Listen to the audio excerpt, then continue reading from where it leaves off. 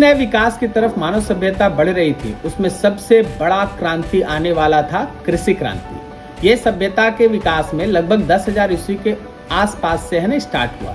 उस समय पिछले हिम युग की समाप्ति के बाद मानव इतिहास में सबसे महत्वपूर्ण परिवर्तन के रूप में यह घटित हुई। इसने मानव जीवन के हर पहलू को बदल कर रख दिया। इससे पहले सभी मानव या तो शिकारी या संग्रह करता थे। संग्रह करता मतलब शिकार करके लाना, उसको संग्रह करके रखना और यूज करना। वे भोजन की तलाश में एक स्थान से दूसरे स्थान पर भटकते रहते थे। फिर कुछ समझदार लोगों ने देखा कि जो बीज वो आज बोते हैं वो अगले सीजन में पौधे बन सकते हैं।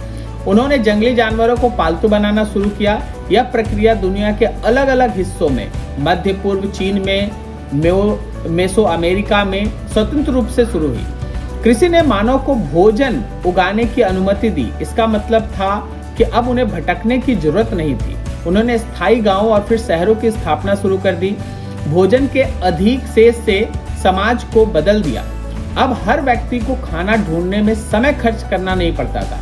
कुछ लोग किसान बने तो कुछ बढ़ई बने, कुछ कुम्हार बने, सैनिक, पुजारी, प्रशासक, सबने अपने अपने प्रोफेशन को उसी समय से जन्म दिया।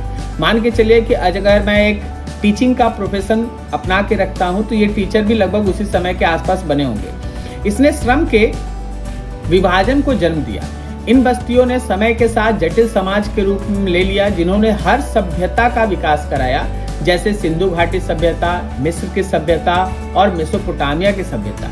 इन सभ्यताओं के साथ नई चीजें आई, जिन चीजों में सबसे इंपॉर्टेंट जो बात था वो था लिखावट, लेखन का आविष्कार हुआ, ताकि रिकॉर्ड रखा जा सके, कानून बनाया जा सके, ज्ञान को भविष्य की पीढ़ियों के लिए सुरक्षित किया जा सके। उससे पहले क्या होता था कि अगर किसी व्यक्ति के पास कोई विशेष नॉलेज भी होता था तो उसके मृत्यु के साथ वो नॉलेज उसके दिमाग के साथ ही खत्म हो जाता था। अब क्या है कि जो उसको आता था वो लिख के जाता था, जिससे नॉलेज अगले जनरेशन को ट्रांसफर होने लगा। साम्राज्य और राज्य, बड़ी संगठित सेनाओं ने जटिल प्रशासनिक व्यवस्था वाले साम्राज्य का विस्तार किया।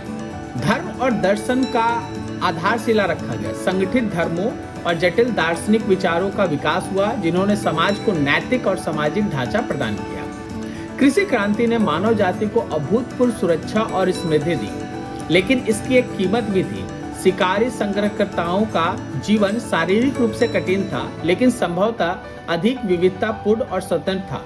किसानों का जीवन एक ही फसल पर निर्भर था, अकाल और बीमारी के जोखिम से भरा था और सामाजिक पदानुक्रम के अनुसार असमानता पैदा कर रहा था।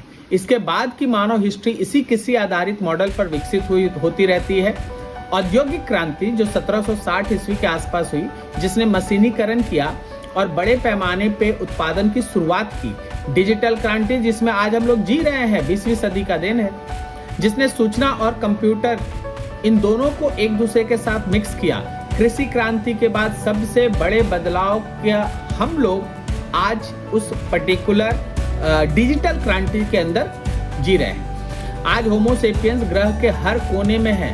हमने अंतरिक्ष में कदम रखा है, जीन्स को समझना शुरू कर दिया है और कृत्रिम बुद्धिमत्ता जैसी तकनीक विकसित की है। अब 30 लाख वर्ष पहले पत्थर के सरल औजार बनाने वाली प्रजाति आज हर एक ऐसे मोड़ पे खड़ी है जहां उसके पास खुद को और इस ग्रह को बदलने की अद्भुत शक्ति है। यह तय करना अब हमारे ऊपर है कि हम इस शक्ति का उपयोग अपने विनाश के लिए करते हैं या उस बेहतर टिकाऊ भविष्य को बनाने में करते हैं जो हम आगे आने वाली पीढ़ी के लिए सोच के रखे हैं।